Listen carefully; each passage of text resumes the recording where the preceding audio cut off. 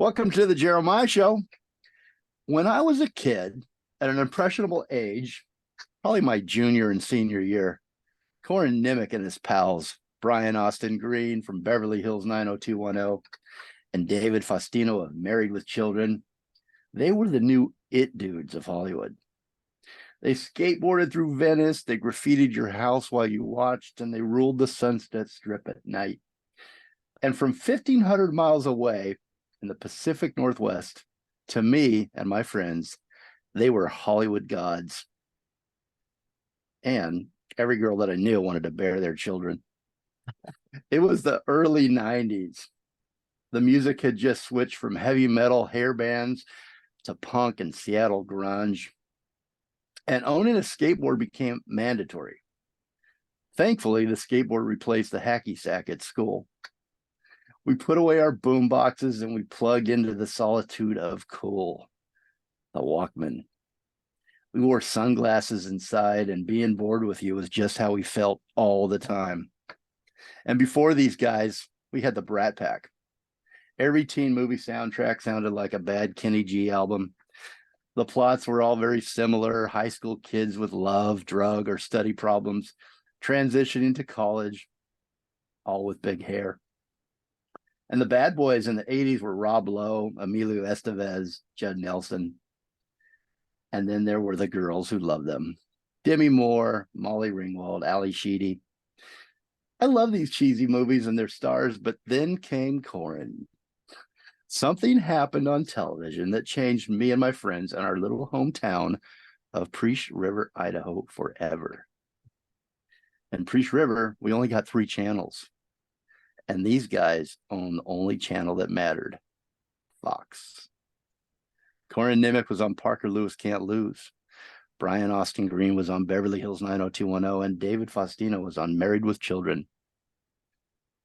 So we lived through them. We became very aware of the skateboarding, eyeliner wearing, graffiti bad boys of TV. We'd see their escapades at the grocery store checkout line, from front page tabloids or on the covers of teenage girl magazines. They were our age. They were good looking, unapologetic. Again, bad boys that always looked a little hungover but happy. We cut our hair like them, and we wore surf or skate clothes. We got rid of our mullets, and we grew out our sideburns. We bought skateboards. We threw beer cans at our car windows. We smoked. We created our own Sunset Strip deep in the woods. We called it the Goat Trail. It didn't have such a cool name as Sunset Strip, but it had bonfires and punk music, and the cops couldn't find us. My special guest today is, I think, partly responsible for my low GPA in high school and a lot of other things, or at least I think he should be responsible. He was the last person that I wanted to be before I became me. And if it hasn't, and if he hasn't left the show yet, I better check, because I have freaked him out. I'm going to bring him on now. He's an actor, he's a producer, a writer, a graffiti artist, and I love this line. I have to just keep saying it. He's a traveling man. Please welcome Corin Nemec. Hey, Corin. What's happening, Jeremiah? How are you, my brother? I'm good. I'm good. I feel like we've been hanging out a lot these holidays. It's a nice habit. It is. It is. I got the Yule log waiting to be lit a fire right after we get off the phone. Oh, that's nice. Little eggnog, little cider, maybe. Yes, of course. Yeah, that's a true story. All of that is true. You guys were what we emulated. And I've never told you that before. We haven't had a lot of time to talk together, but that's how it was. Can you? Yeah, man, I dig it. It was it was really interesting times growing up back then. A lot simpler times, obviously, as well. And myself and Brian Green actually went to North Hollywood High School together. We went to the same school. And then obviously I had known both of them from being on Fox together, but also had known them socially from when we were very young, because all of us were started acting at such young ages. So even though Parker Lewis kind of launched me into a more of a pop culture notoriety at that time in the early 90s. I had already been kind of known especially because of I Know My First Name is Steven, the miniseries I got an Emmy nomination for when I was 15 or whatever. And that had kind of like at least put me on a shelf, somewhere. And so at that time we all knew each other and we all hung out. We were all into, hip hop and all that. I was probably more into the skateboarding thing and the graffiti art thing more so than they were. They were more into the hip hop culture, the music side of it and all of that as well. Both of them were and still are. Both of them are still very passionate about it. But certainly that whole cultural, influence on our lives was pretty wild at that time. The clubs that played rap music were dangerous.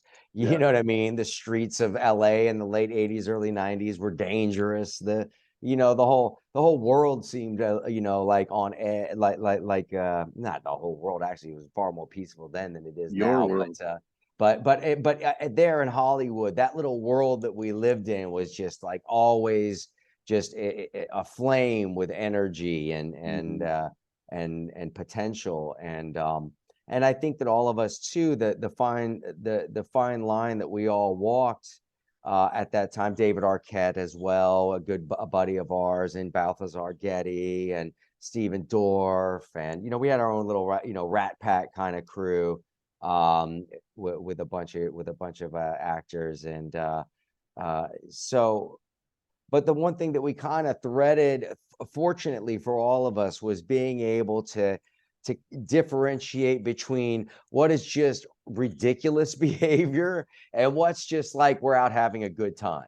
And I think that the transition too from that sort of youthful outlook on life during the Parker Lewis days and the Married with Children days and the 90210 days, when all of us were just out there just really on fire, transitioning also into early adulthood and trying to figure out, well, how do we transition from these characters in our youth to adult actors who are taken seriously as people who who are serious, passionate about their craft, I should say. And so that that was interesting as well, to see how we all transitioned out of that and into kind of like grounding ourselves and figuring out, okay, what's the long game here, because the short game was too easy.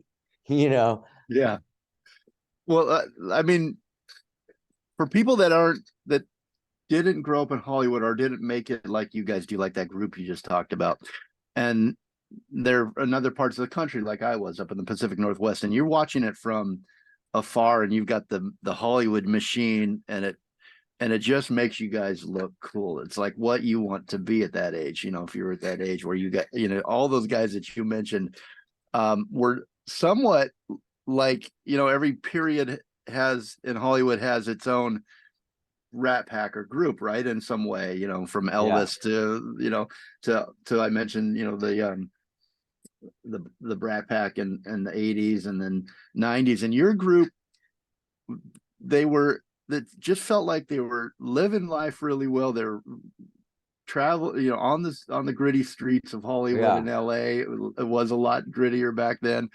It's grittier now, I think. I haven't been there recently, man. It's gone downhill, something fierce. They did a great job cleaning it up for, up until around 20, until the shutdown and all of that, shit. So that really tanked it. You know what I mean? That tanked it all. But going back to that heyday, it was an incredible time to be. LA was still a smaller version of itself.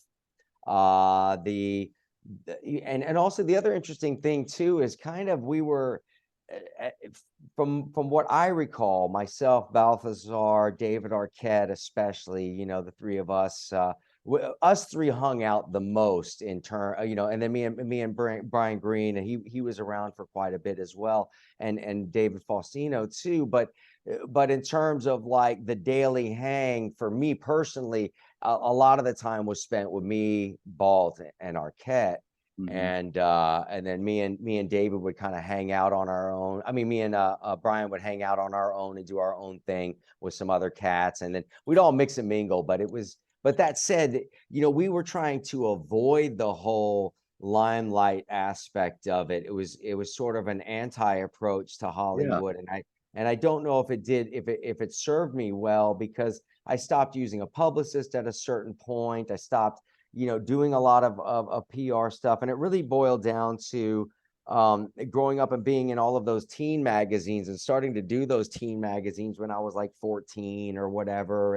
And you know, a lot of the time, it's almost 100% of the time you show up and they have a rack of clothes they want to put you in. They got a certain hairstyle they want to do your hair in, and they do all this. And by the time, you know, and 80 or so percent of those shoots are not in your favor when it comes to how they want to portray you. You know, there's a small percentage there where it's classy. You're in like a cool suit. They got your hair slick. You're looking mature. You're like, yeah, man, I can dig this, you know. And but a lot of times it was like in some cheesy, you know, some cheesy clothes I would never wear, and they want me to be like, oh, jump up in the air like you're so excited, and you know, oh, pretend like you're flying like Superman on this stool, and you know. And as a young actor and all that, I'm like, yeah, that's what you do. It's all fun. It's you. Hey, I'm having a great time, you know. And really, it's just like a slow progression of selling oneself out. You know what I mean? Right. And I woke up to it quickly, because I did hang out with you know, a lot of graffiti artists and kids, skateboard rats, and kids that were just living to live for what their experience was. On a street level at that time, not trying to, you know, some of them were trying to be pro skaters or get into the rap industry, you know, legitimately. And many of them have. They went on to do, you know, big things in the music industry. Some of my friends, Justin Warfield from the band She Wants Revenge, and Seth Binzer from Crazy Town, Shifty from Crazy Town, and Yeshi Pearl, who's Mickey Avalon, and you know, there's a whole slew of guys that also hung around that weren't acting, but they were doing other things, and we were all buddies. And but you know, when I'd show up hanging out with my my homies, you know, they're like, because they got sisters and this and that, and then their sisters got all the teen magazines, and so they're just like holding up, you know, big fold out, you know, center folds of me, you know, just dressed like a total, you know, like lame duck, and like posing. It ruined all your like, street cred. yeah, dude. I was like, this is weak sauce, man. This is so weak. It's so not me, you know. And getting into the Parker Lewis days, I started feeling a little bit more like I felt more empowered, you know, because I was the lead on the show. And, you know, when we did the stuff for the show as the character and all of that, I was like, that's cool, you know, obviously, you know. But then when it came to doing more publicity outside the show, I was like, I'd show up, and if they had some clothes and like stuff that I was like, I would never wear that in real life, I would just go, no, I'm not wearing that. And they and I did it for, I think it was Tiger Beat or one of them. I was in New York, and they were doing this big spread on me and everything, and they just had the most ridiculous costumes imaginable that they wanted me to put on. And we were in the meatpacking district, you know, and I was there with my buddy Jerobi from the band, from the group Tribe Called Quest, and my buddy Kev Hicks. He was God, I can't even remember which. He was in a group called Poet Society back then. But you know, we were down there. I'm like, yeah, we'll roll by. We'll go do this photo shoot thing for Team Tiger Beat, whatever, and then we'll roll out to the record shop and we'll go do this, whatever. We had a whole day planned. And we show up there, and I'm like, dude, these ridiculous clothes again. And I'm like, I'm looking at Jerobi and Kev, and I'm just like, I mean, guys, would you wear that? And they're like, nah, bro, we wouldn't wear that. I was like, I just can't do this anymore. And I wasn't rude or disrespectful about it. I just had to tell them, I said, listen, you know, if you guys are trying to just do a piece on me, you know, who I am, what I'm about, and all of that, we're right here in the meatpacking district. You can't have a better backdrop than that. You know, I'm here, I'm wearing the latest you know, in style and fashion, you know, for what it is. I'm sponsored by Adidas. I got some Adidas gear on. I got, you know, let's just go out. Let's just take some raw photos out here with your photographer, get out of the studio, and we'll do an interview, and that'll be that. And I was like, I thought it was a great idea. They were like, okay, yeah, sure. They did it all. I thought everything was great. Bro, they canceled me in this interview. They annihilated me. They said that I was arrogant, and what all this stuff. The art. I think I still have the article somewhere stashed, because that was one of the last straws for me, because that's not how the experience was on my end at all. Yeah. I did a great interview with them. I felt good about it and all of that. I just stood my ground. I wasn't going to let them, decorate me for a dog and pony show and parade me around the circus for everybody to laugh at. I'm over it, So, so after that, I really stopped doing, PR almost altogether. I was like, listen, if I can't ride on my talent, if I can't continue to get work because I'm talented at what I do, then I don't deserve to be in this industry anyway. If I'm getting jobs because of my PR campaign, because of the machine behind me, because I'm in the picks and pans, because I'm in this, I'm man of the year, I'm there, blah, blah, blah, blah, blah, blah, blah, you know what I mean? Right. Then what? Then I'm not talented enough. Has it served you well? You mentioned in the beginning maybe it hasn't served you well, but no, it hasn't. It's been a far. I think not playing that game early on when I had the chance, and grasping all of that notoriety that was right at my disposal could have equaled a whole slew of different leads in TV shows, a whole bunch of different kind of branded advertising type stuff, or this, that, the other, because I'm a rather inventive individual, and I like to think outside the box. And if I had recognized how I could have artfully taken advantage of it and choreographed it to my will, you know what I mean, then I could have orchestrated a very interesting path. For me, I was more interested in the artist path alone, and I saw the machine as something that was too big and powerful for me to manipulate. I saw it as something that was only that's only ability was to manipulate, and I didn't want to be manipulated. If you would have taken that path and taken some more of those options or suggestions in the machine, do you think you'd be as happy as you are now with your life if you looked at yourself in the mirror? One of those, it's one of those double-edged swords. This, but it's one of those double-edged swords, because at the time too, I was so I'm one of those classic Hollywood stories of I had a so-called financial advisor, had power of attorney over all of my finances from age 16 until I was probably 26, 27 years old. I had 2 houses in Los Angeles. I drove whatever car I wanted to drive. Everything was paid for. I never paid any attention to anything. I always got, great tax returns. Everything seemed to be, until I woke up one morning and realized that this individual literally the whole time has been stealing everything that I had and left me high and dry, and in a very difficult situation, because having had power of attorney and me having signed that over when I was a teenager with my mom's approval, this, that, the other, it was a very difficult lawsuit to go after, and would have been very costly, because the individual had power of attorney. They had the right to do whatever they wanted with my money. So, what a sad story, and what they did was told so many times, right? And so, at age 20, between 26 and 28, fortunately, I was in a great acting class at the time. That's another thing that always kept me grounded, was I started in acting classes at age 11, 12 years old, and always was in an acting class from Kevin McDermott with Center Stage LA, was my first acting teacher and acting group that I was in, and then went on to study with Terrence Hines and John Lynn when I was young as well, when I was a teenager, and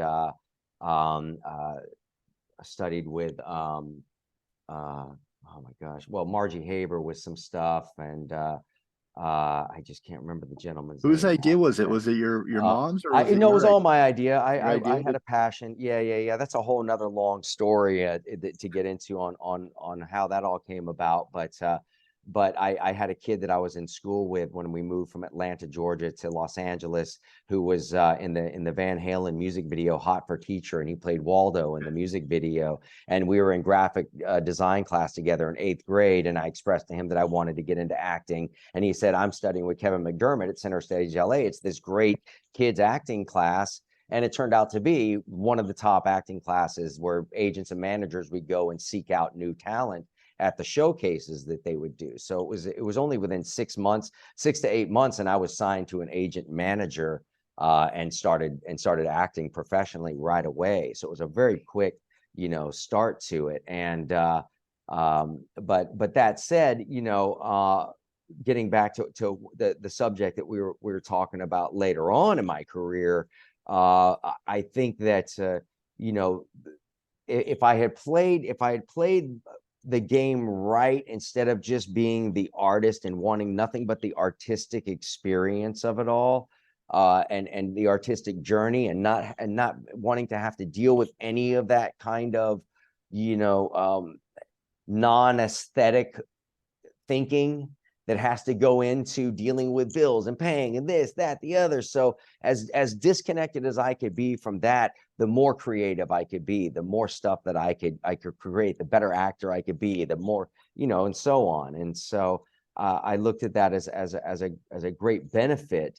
But because I wasn't paying attention to it, I was robbed blind, So I think that at the same time, if I had chosen to embrace all of that at the same time that I chose not to, I probably would have gotten a hold of the financial thing too at the same time. But I chose to just go the route of the actor and figure out what it is that I was doing, because I was concerned that the longevity of my career would be affected by being typecast. And that's why also when I was doing Parker Lewis Can't Lose, every hiatus I would do a different dramatic movie. I did one called For the Very First Time, which was a great dramatic TV movie. Another one called My Son Johnny with Rick Schroeder, that was another really heavy dramatic TV movie. And then one called Life Force Experiment with Donald Sutherland. That was a very dramatic TV movie. So I wanted to make sure that people knew that I wasn't just a comedic actor. Mm-hmm. Well, you mentioned Balzar Getty and David Arquette. I mean, those guys are brilliant minds in their own right as artists, and excuse me, and just individuals, right? And you were in that group, and those were your friends. I can't imagine what the creative discussions were like with the three of you. I think you all are so brilliant in your own way. And you also mentioned that this group of guys, all these actors at that time, were a little bit anti-Hollywood, which is, I think, what made you also interesting. Whenever I see any of those names that you mentioned, from Stephen Dorff to David Arquette to Balthazar to you, I always got to see that movie, because it's always there's a type, I think, that where you guys, did you affect each other creatively? Did you influence each other creatively? It feels a little bit like you did. Oh, 100%. We were always around each other during different points in our early careers, and we were talking about different projects we were working on, in different ways of being able to out create the system. I mean, the one thing that was the toughest is that everything was moving so fast for all of us. And even though at that point in time, we tried to lock arms together and do projects together independently of the system, and wrote scripts together, and tried to hustle projects off the ground together and all of that. But it was another one of those really harsh realities that you come to find in Los Angeles, is how compartmentalized it is. On the industry side, on the representation side, on the packaging side, on the producing side, all of that. And it's no offense to any of them, because there's many that would say that they aren't like this, but are part of the whole system that is. It's just, it doesn't really want you to be outside of the box you're in, because it complicates things. Right. Okay, so if you're an actor and now you want to be an actor who's directing, who's writing and producing and doing all, it's like listen, that's just you don't fit the. We're trying to do this. You know what I mean? Get in there, act, do your job. Let the writers who the studio or network are paying do their job. Let this person, let all the different compartmentalized things do their job. You know, and if you try to break that system, it's on a mainstream level, it's very difficult to do things independently. I mean, me and Jason London, also, who's been a great friend of mine for many years, you know, we created an independent TV series together called Blackwater Blues, which is this rad story about, you know, the Dixie mob down on the Gulf Coast, and this fictional setting where they've been dealing, you know, they've been laundering money to high-powered, powerful figures in politics and business through the sale of very expensive comic books. You know, and that these kids' mother was the bookkeeper for the Dixie mob and all of that, and that she went missing when they were just graduating high school and disappeared, and nobody knows what happened. And the FBI agents that were investigating the whole thing, all of them died in a mysterious plane crash, and the two brothers ended up doing 10 years in jail because they went on like this crazy, violent spree through town to find out who killed their mom, or who took their mom, or who knew what happened to their mom, and ended up almost murdering some people in the process. And so the story picks up with them just getting out of jail. And one of the brothers, their grandfather dies, and he leaves a series of clues to their mother's disappearance. And one of the brothers is hell-bent on figuring out. The other one's like, I'm not going back to jail for this. And then they end up going, they're basically like,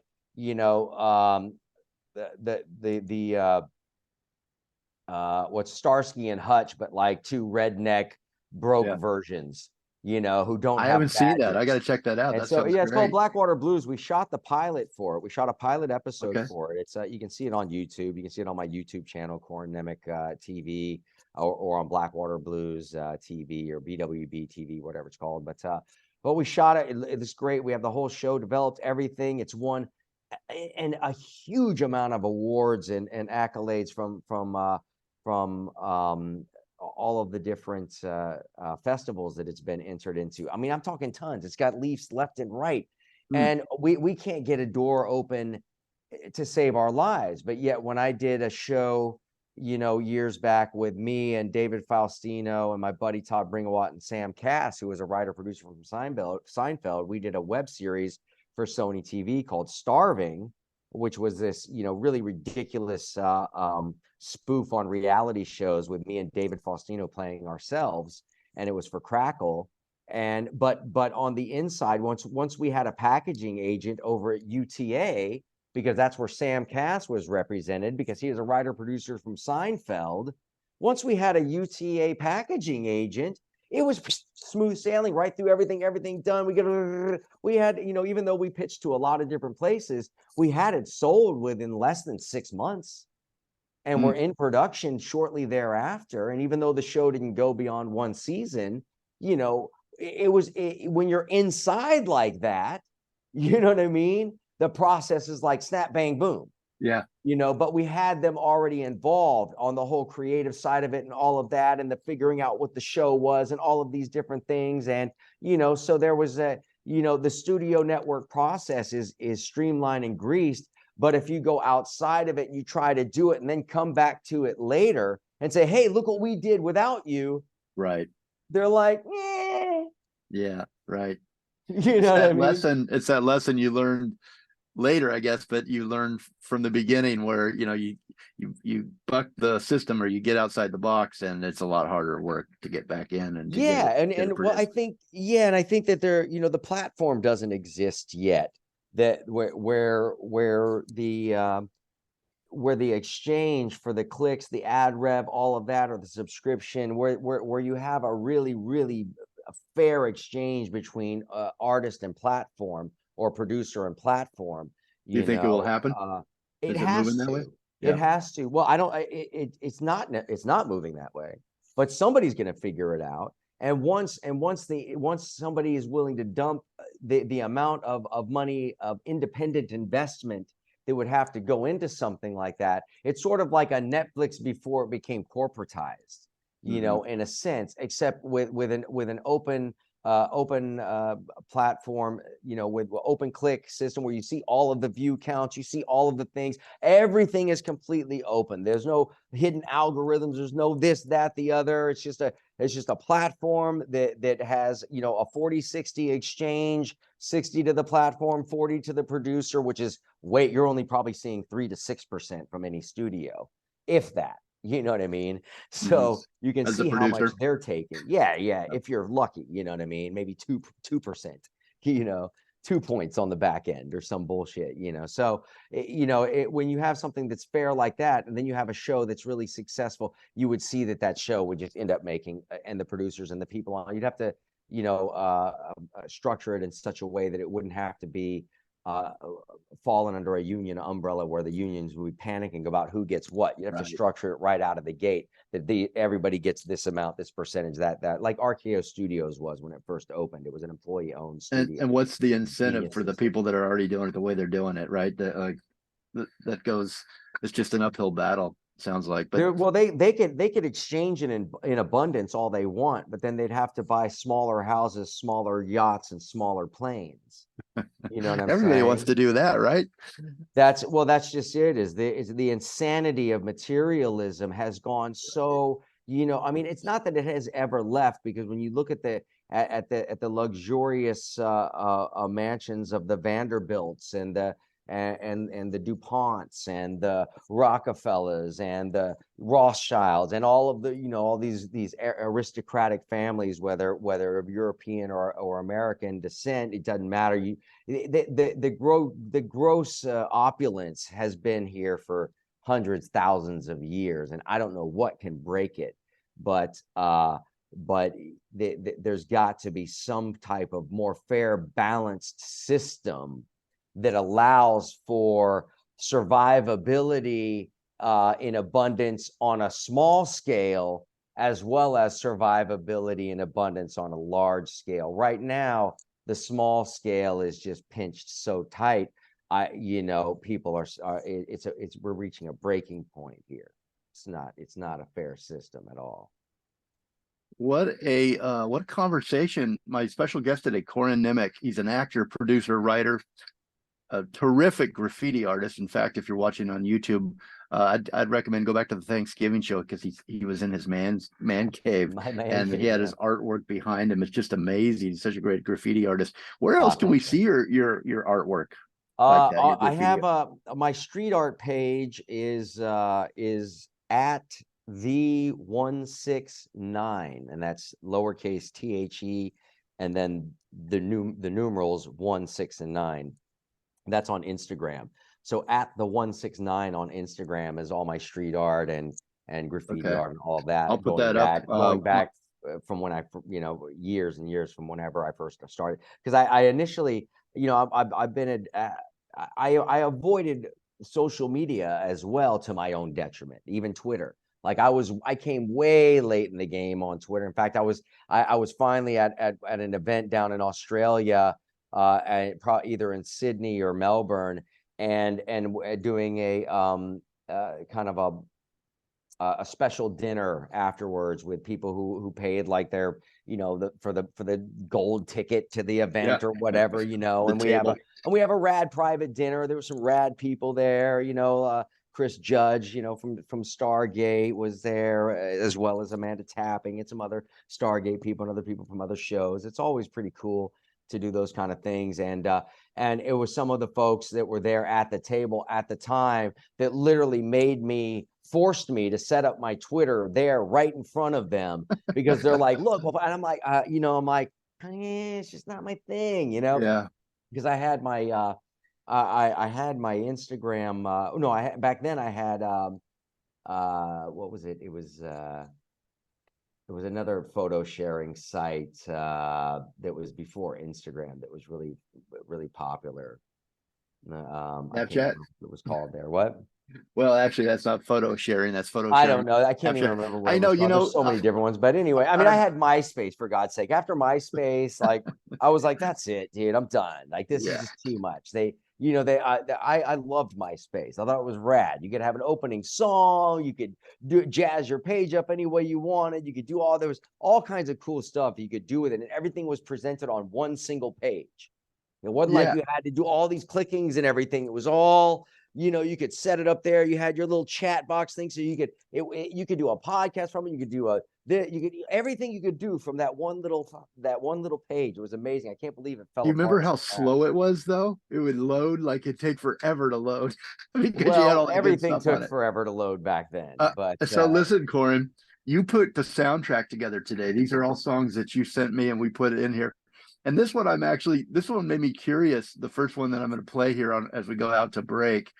Um, I just loved that you chose this Billie Holiday, In My Solitude. oh yeah. Is there anything behind that, like a story, a short story? Because I got to take a break. But is there, or is it just something that you love that it touches you? And Yeah, man. Walking around my 1936 apartment in Santa Monica on the top floor with the windows open early in the morning with a cup of coffee, completely alone with that song playing. I was like, that's exactly what I was hoping you'd tell me, something like that. Well, here it is, Billie Holiday, In My Solitude. We'll be right back with Corin Nemec. He is my special guest today. He's again an actor, producer, screenwriter, a writer, and a graffiti artist. Check out his graffiti art at the 169 on Instagram. His new movie is Dead Man's Hand, starring Jack Kilmer, Forrie J. Smith, Cole Hauser, and Camille Colored.